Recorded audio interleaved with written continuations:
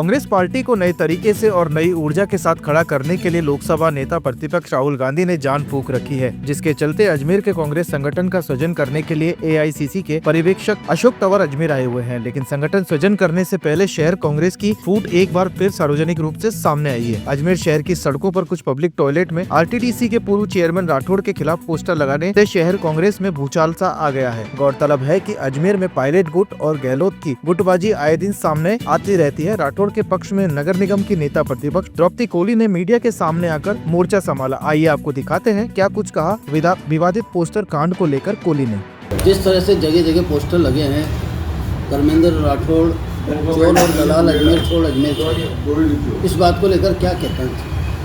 देखिए, अगर किसी ने इस तरह के पोस्टर लगाए हैं तो क्या गलत है?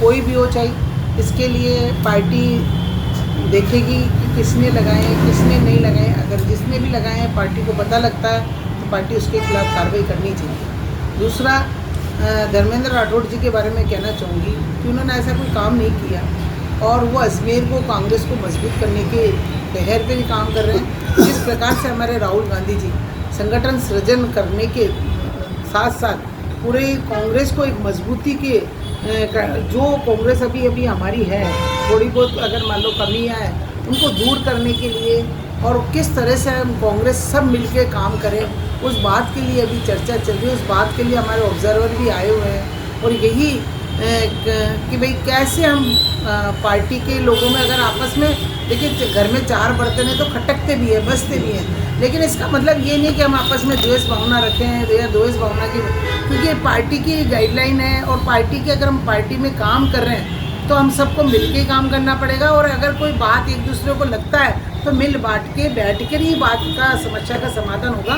और उसको करना भी पड़ेगा। इसमें कहीं ऐसा नहीं लगता कि कांग्रेस का या बीजेपी का हाथ है?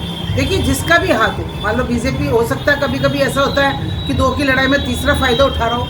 कभी कभी ऐसा लगता है कि ये दो लड़ रहे हैं जबकि लड़ नहीं रही होते, वो अपनी अपनी बात कह रहे होते हैं। लेकिन जिसने भी किया है वो, अगर किसी और ने किया है तो प्रशासन इस तरह के जो पोस्टर लगाए हैं, जो ये प्रक्रिया चल रही है, गलत प्रक्रिया है, प्रशासन इस पर ध्यान दे और पार्टी भी इस पर ध्यान दे। देखिए, राजनीति में इससे ज़्यादा घटियापन क्या हुआ जब टॉयलेट्स में इस तरह के पोस्टर लगाए?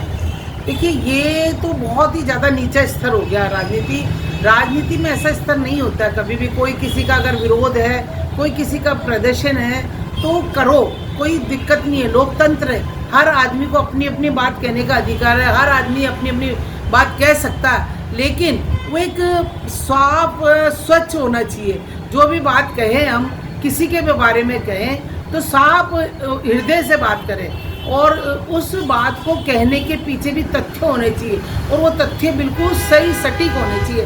ऐसे नहीं, आरोप तो किसी पे भी लगा सकते हो, आरोप किसी पे भी, आरोप प्रत्यारोप किसी पे भी लगा सकते हो, लेकिन आरोप प्रत्यारोप लगाना एक ये सही नहीं है।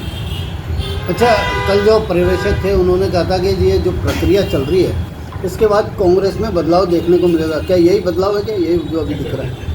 देखिए, कांग्रेस में जो प्रक्रिया चल रही है ना, वो बदलाव एक अध्यक्ष पद को लेकर चल रही है। अब वो पार्टी क्या सोचती है, किसके पार्टी सब कांग्रेस के एक एक व्यक्ति से, आप ये सोचिए, आज से पहले कभी कोई पर्यवेक्षक 10-12 दिन के लिए आया क्या? किसी भी शहर में, किसी भी प्रदेश में नहीं आया। तो राहुल गांधी जी की सोच है हर छोटे से छोटा व्यक्ति अपनी बात स्वतंत्रता से कह सके, अपनी बात को बता सके, जिससे कि कोई निर्णय लिया जा सके। और अगर कोई छोटी मोटी बात भी है तो उनको बैठ के एक दूसरे से बात की जा सकती है।